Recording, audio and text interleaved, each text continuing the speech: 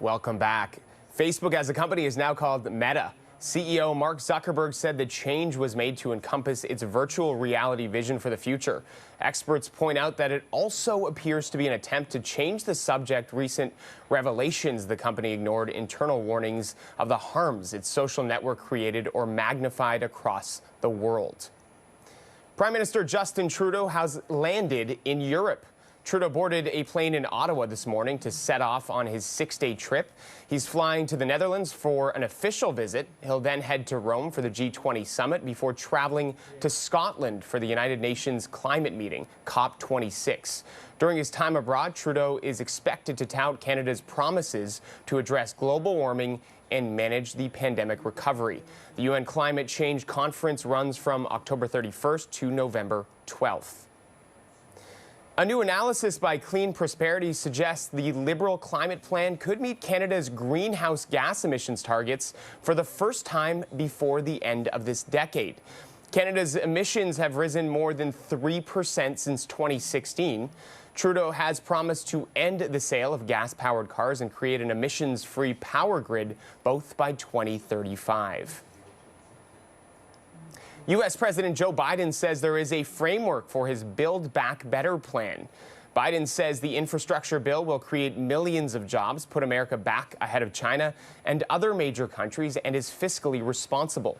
The deal includes more money for home care for seniors, child care subsidies, billions for roads and bridges and clean transportation and energy. I've long said compromise and consensus are the only way to get big things done in a democracy. Important things done for the country. I know it's hard. I know how deeply people feel about the things that they fight for. But this framework includes historic investments in our nation and in our people. Any single element of this framework would fundamentally be viewed as a fundamental change in America. Taken together, they're truly consequential.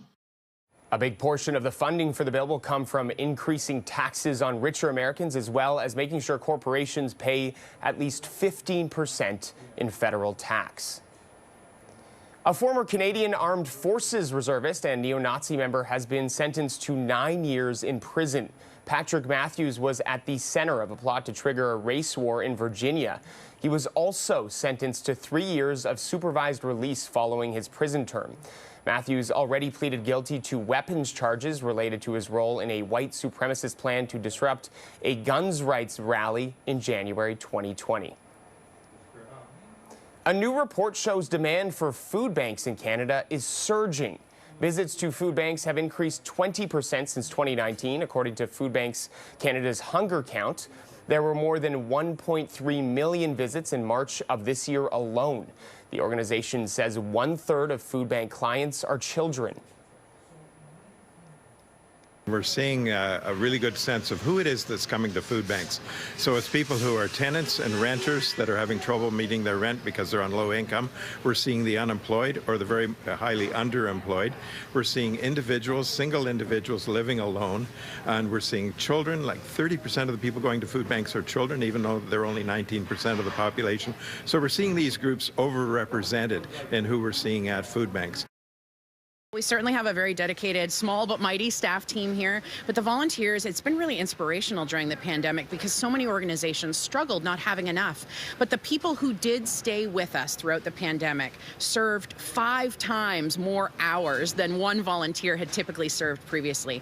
So those who were able felt safe enough, and we worked as hard as we could to keep it safe, contributed far more hours and have been out delivering to people's homes, talking with people on the phone, developing partnerships, ensuring this food gets sorted, and just stepping up in a variety of ways. Neil Hetherington with the Daily Bread Food Bank says their own annual report will show that Toronto food banks have seen an increase in demand of about 50%. These are individuals who have had to put up their hand and say, listen, I need to make use of a food bank for the first time. The folks that we are seeing are individuals that you and I ride beside on the subway or the bus together.